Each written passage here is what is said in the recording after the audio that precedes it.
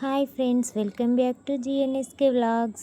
రోజు నేను మీకు గోధుమ రవ్వతో సిర చేసుకోవడం ఎలాగో చూపిస్తాను, చూసేయండి. సిర అని అంటే దాదాపు ఎవరికి తెలియకపోయి ఉండొచ్చు. నార్మల్గా వేరే స్టేట్లలో రవ్వ కేసరి అలా అంటారు, కానీ మా స్టేట్లో మాత్రం దీన్ని సిర అనే అంటారు. వీడియో చూసిన వాళ్ళు ఏ స్టేటో ఏమని పిలుస్తారో కామెంట్ చేయండి. ఈ సిర స్వీట్ చేయడానికి ముందు కావలసిన ఇంగ్రీడియంట్స్ ఏంటో చెప్తాను, చూడండి. పక్కా కొలతలతో చెప్తాను, గుర్తుపెట్టుకోండి. గోధుమ రవ్వ 2 కప్పులు, నెయ్యి మీ ఇష్టానికి తగ్గట్టుగా వేసుకోవచ్చు.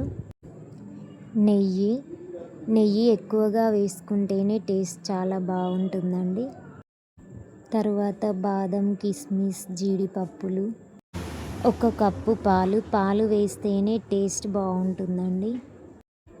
తరువాత షుగర్, 2 కప్పుల రవ్వకి 1 కప్పున్నర షుగర్ తీసుకోవాలి. మనం దేవుడికి పెట్టే ఏ స్వీట్ అయినా సరే ఇత్తడి గంజులో చేసుకోవాలండి. దేవుడికి ప్రీతికరమైనది ఇత్తడి పాత్ర, రాగి పాత్ర, మట్టి కుండ అండి.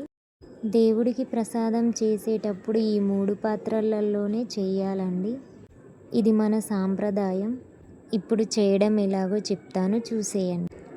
ముందుగా స్టవ్ వెలిగించి ప్యాన్ పెట్టుకొని అందులో నెయ్యి వేసి ముందుగా డ్రై ఫ్రూట్స్ని వేయించుకోవాలి అండి. వీటిని పక్కన పెట్టేసుకొని తర్వాత అదే నేతిలో గోధుమ రవ్వ వేసి బాగా వేయించుకోవాలి అండి. మంచి కలర్ వచ్చేదాకా వేయించాలండి. బాగా వేగాక దాన్ని పక్కకు తీసి వేరే ప్లేట్లో వేసుకోవాలి అండి. ఆ తర్వాత 4 కప్పుల నీరు పోసుకొని బాగా మరగనివ్వాలి అండి. బాగా మరిగేంత వరకు గోధుమ రవ్వని అందులో వేసుకోకూడదు, టేస్ట్ బాగుండదు. వాటర్ బాగా మరిగాక మనం పక్కకు తీసి పెట్టుకున్న గోధుమ రవ్వని ఆ మసిలే వాటర్లో వేసి బాగా కలుపుకోవాలి అండి. ఒక 5 మినిట్స్ వరకు కలుపుతూనే ఉండాలి. 5 మినిట్స్ కలిపిన తర్వాత ఇక రవ్వ దగ్గర పడడం మొదలవుతుంది. రవ్వ దాదాపు ఉడికిన తర్వాత 1 కప్పు పాలను అందులో వేసుకోండి. వేసుకున్న తర్వాత పాలు మొత్తం మిక్స్ అయ్యేలా మంచిగా కలుపుకోండి. కలుపుకున్న తర్వాత క్యాప్ పెట్టేసి కాసేపు అలాగే వదిలేయండి. గ్యాస్ సిమ్లో పెట్టుకోండి.